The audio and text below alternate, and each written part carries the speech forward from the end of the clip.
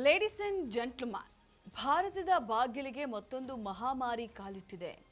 ಸ್ವಲ್ಪ ಯಾಮಾರಿದ್ರೂ ಕೂಡ ಅಪಾಯ ಕಟ್ಟಿಟ್ಟ ಬುತ್ತಿ, ಜೀವಕ್ಕೆ ಸಂಚಾಕಾರ. ಹಾಗಾದ್ರೆ ಭಾರತಕ್ಕೆ ಬಂದಿರುವಂತ ಮತ್ತೊಂದು ಕಂಟಕ ಏನು? ಭಾರತೀಯರು ಈ ಕಂಟಕದಿಂದ ಪಾರಾಗ್ತಾರಾ? ಈ ಎಲ್ಲ ವಿಚಾರಗಳ ಬಗ್ಗೆ ಕಂಪ್ಲೀಟ್ ಡೀಟೇಲ್ಸ್ ಅನ್ನ ನೀಡ್ತೀನಿ. ಎಸ್ ವೀಕ್ಷಕರೇ, ನೆಲ ಜಲ ಭಾಷೆಗಾಗಿ ಪ್ರಾಮಾಣಿಕ ಪತ್ರಿಕೋದ್ಯಮ. ನೀವು ನೋಡ್ತಾ ಇದ್ದೀರಾ ಫೋಕಸ್ ಟಿವಿ. ನಾನು ಪವಿತ್ರ.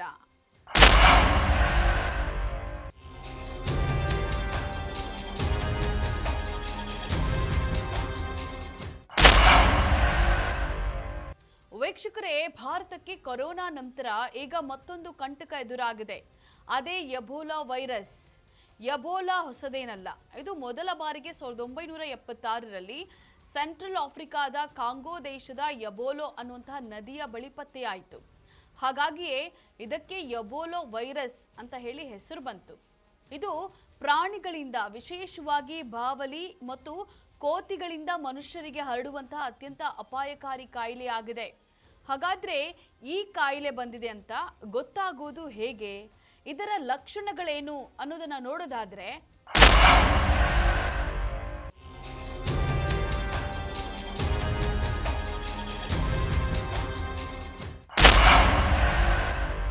ಒಬ್ಬ ವ್ಯಕ್ತಿ ಎಬೋಲಾಗೆ ತುತ್ತಾದಾಗ ಮೊದಲು ತೀವ್ರ ಜ್ವರ ಮತ್ತು ತಲೆನೋವು ಕಾಣಿಸಿಕೊಳ್ಳುತ್ತೆ. ಅತಿಯಾದ ಸುಸ್ತು ಮತ್ತು ಸ್ನಾಯುಗಳ ನೋವು ಕಾಡುತ್ತೆ. ವಾಂತಿ ಮತ್ತು ಭೇದಿ ಕಾಣಿಸಿಕೊಳ್ಳುತ್ತೆ.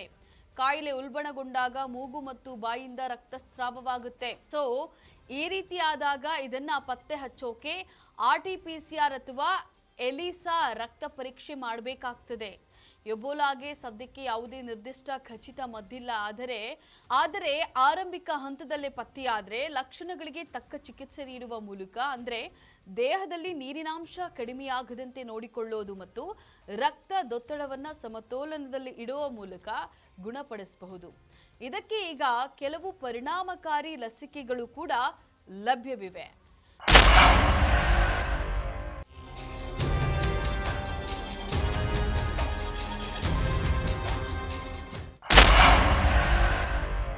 ವೀಕ್ಷಕರೇ, ನಿಟ್ಟುಸಿರು ಬಿಡೋ ವಿಚಾರ ಏನಂದ್ರೆ, ಸದ್ಯಕ್ಕೆ ಭಾರತದಲ್ಲಾಗ್ಲಿ ಅಥವಾ ನಮ್ಮ ಕರ್ನಾಟಕದಲ್ಲಾಗ್ಲಿ ಯಾವುದೇ ಎಬೋಲಾ ಪ್ರಕರಣಗಳು ಪತ್ತೆಯಾಗಿಲ್ಲ ಮತ್ತು ಯಾವುದೇ ಸಾವು ನೋವು ಕೂಡ ಸಂಭವಿಸಿಲ್ಲ. ಆದರೆ ಸರ್ಕಾರ ಮುನ್ನೆಚ್ಚರಿಕೆ ಕ್ರಮವಾಗಿ ಅಂತಾರಾಷ್ಟ್ರೀಯ ವಿಮಾನ ನಿಲ್ದಾಣಗಳಲ್ಲಿ ತೀವ್ರ ನಿಗಾ ವಹಿಸಿದೆ. ಇದರಲ್ಲಿ ಬೆಂಗಳೂರು ಕೂಡ ಸೇರಿದೆ. ಆಫ್ರಿಕಾ ದೇಶಗಳಿಂದ ಬರುವಂತಹ ಪ್ರಯಾಣಿಕರನ್ನ ಕಡ್ಡಾಯವಾಗಿ ಸ್ಕ್ರೀನಿಂಗ್ ಮಾಡಲಾಗ್ತಾ ಇದೆ. ಸಾರ್ವಜನಿಕರು ಆತಂಕ ಪಡುವಂತಹ ಅಗತ್ಯವಿಲ್ಲ ಅಂತ ಹೇಳಿ ಆರೋಗ್ಯ ಇಲಾಖೆ ತಿಳಿಸಿದೆ. ಇನ್ನು ರಾಜ್ಯ ಸರ್ಕಾರ ಈಗಾಗಲೇ ಎಬೋಲಾ ಕುರಿತಂತಹ ಮುನ್ನೆಚ್ಚರಿಕಾ ಕ್ರಮವಾಗಿ 4 ಆಸ್ಪತ್ರೆಗಳನ್ನ ಮೀಸಲಿಟ್ಟಿದೆ. ಪ್ರತ್ಯೇಕ ಆಂಬ್ಯುಲೆನ್ಸ್ ವ್ಯವಸ್ಥೆಯನ್ನ ಮಾಡಿದೆ. ಹಾಗಾಗಿ ಭಯ ಪಡುವಂತಹ ಅವಶ್ಯಕತೆ ಇಲ್ಲ. ಆದರೆ ಜಾಗೃತಿ ಇರಲಿ. ಇದಾಗಿತ್ತು ಈ ಕ್ಷಣದ ಅಪ್ಡೇಟ್.